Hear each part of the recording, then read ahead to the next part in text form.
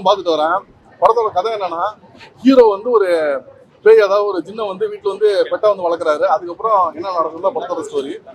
Director உண்மையிலே வந்து பாராட்டினீங்கன்னா, கடந்த ஒரு 15 வருஷம் 20 வருஷமா பார்த்தீங்கன்னா தமிழ் சினிமாவில் ஃபுல்லாக வந்து பேயை வந்து விதவிதமாக காமிச்சு முடிச்சிட்டாங்க.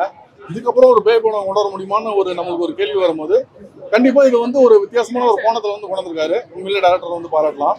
ஃபர்ஸ்ட் 40-45 மினிட்ஸ் வந்து படம் நல்லாவே இருக்குது. அதுக்கப்புறம் போகும்போது படம் கொஞ்சம் ஸ்லோவாக ஆன மாதிரி, படம் கொஞ்சம் லேக் ஆன மாதிரி ஒரு ஃபீல் கொடுக்குது. எடிட்டிங்கில் நிறையவே ட்ரிம் பண்ணியிருக்கலாம்.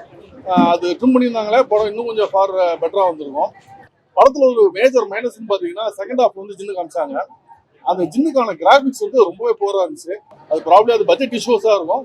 பட் நம்ம ஆஸ் ஆடியன்ஸ் நம்ம பார்க்கும்போது என்னன்னா, கிட்டத்தட்ட மைடியர் குட்டி சாத்தான் காலத்தில் என்ன மாதிரி கிராஃபிக்ஸ் பண்ணாங்களோ அந்த ஒரு ஃபீல் வந்து கொடுத்துருச்சு. அது கொஞ்சம் பெட்டராக பண்ணிக்கலாம். ஏன்னா ஆடியன்ஸால் கரெக்டாக கனெக்ட் ஆக முடியல. சரி, நம்மளால கனெக்ட் ஆக முடியும்னு பார்த்தா குழந்தைங்களையும் கரெக்டாக கனெக்ட் ஆக முடியாது. ஏன்னா அது குழந்தைங்களுக்கான ஒரு படமும் கிடையாது. உண்மையில டேரக்டருக்கு ஒரு நல்ல ஒரு திறமசாலிங்கிறது கிளியராக இந்த படம் பார்க்கும்போது தெரியுது.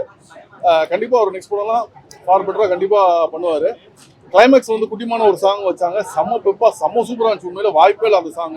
அந்த சாங்கை வந்து இவங்க வேஸ்ட் பண்ணிட்டாங்கன்னு சொன்னோம். எண்ட் கிரெடிட்ஸில் போட்டிருக்காங்க. படத்துக்கு நடுவில் எங்கேயாவது படத்துக்குள்ளே போட்டிருந்தாங்கன்னா இன்னும் அந்த பாட்டு வந்து படத்தை வந்து தூக்கி கொடுத்துருக்கோம். படத்தில் வந்து காமெடி பார்த்தீங்கன்னா ஒரு எண்டு பஞ்சஸ் எல்லாமே நல்லா இருக்கு. பட் அதுக்கு முன்னாடி வர்றது கொஞ்சம் ஒரு கிரிஞ்ச் ஃபீல் கொடுக்குது. அதை கொஞ்சம் பெட்டராக பண்ணிடலாம். ஓவரால் இது ஒரு ஆவரேஜான படம். ஃபர்ஸ்ட் 45 மினிட்ஸ் நல்லா இருக்கு, அதுக்கப்புறம் கொஞ்சம் லேக் இருக்கு. ஓகே, ஆக்சுவலா ஜின் தி பெட் வந்து ரொம்ப ஒரு சூப்பரான மூவி, நல்லா இருந்தது. ஃபர்ஸ்ட் என்னன்னு பாத்தீங்கன்னா, இது வந்து 3D பண்ணிருக்கலாம். மேபி அவங்க சைடு பட்ஜெட் இஷ்யூவா இருக்கலாம், என்னன்னு எனக்கு தெரியல ஆக்சுவலா. ஆனா வந்து ஒரு 2 பெட் வந்து சண்டை போடும் போது நம்மளுக்கு வந்து விஷுவலா பக்கத்துல வந்து இது பண்ணும்போது கனெக்ட் ஆயிருக்கும்.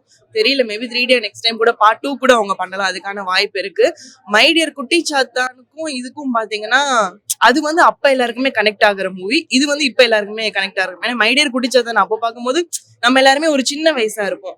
அப்படின்ற போது ஓ அப்படி இப்படின்னு பார்ப்போம். இப்போ கொஞ்சம் வளர்ந்துனே ஓகே இதானே அப்படின்ற மாதிரி ஆயிடுச்சு. ஓவரால் படம் வந்து சூப்பரா இருக்கு. யங்ஸ்டர்ஸ்க்கு ரொம்ப பிடிக்கும், ஈவன் குழந்தைங்களுக்கு கூட ரொம்ப பிடிக்கும்.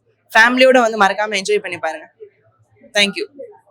இது ஆக்சுவலி இப்போ செகண்ட் வந்து ஸ்கூல்ஸ் சொல்றாங்க, இது லேட் ரிலீஸ் ஆச்சுன்னு நினைக்கிறீங்களா? லேட்டா ரிலீஸ் ஆச்சுன்னு அப்படியெல்லாம் இல்லை. நினைச்சா எல்லாருமே இன்னைக்கு வரலாம், நாளைக்கு வரலாம், நாளைக்கு கூட வந்து பார்க்கலாம். ஸ்கூல் எப்போ திறப்பாங்கன்னு தெரியல.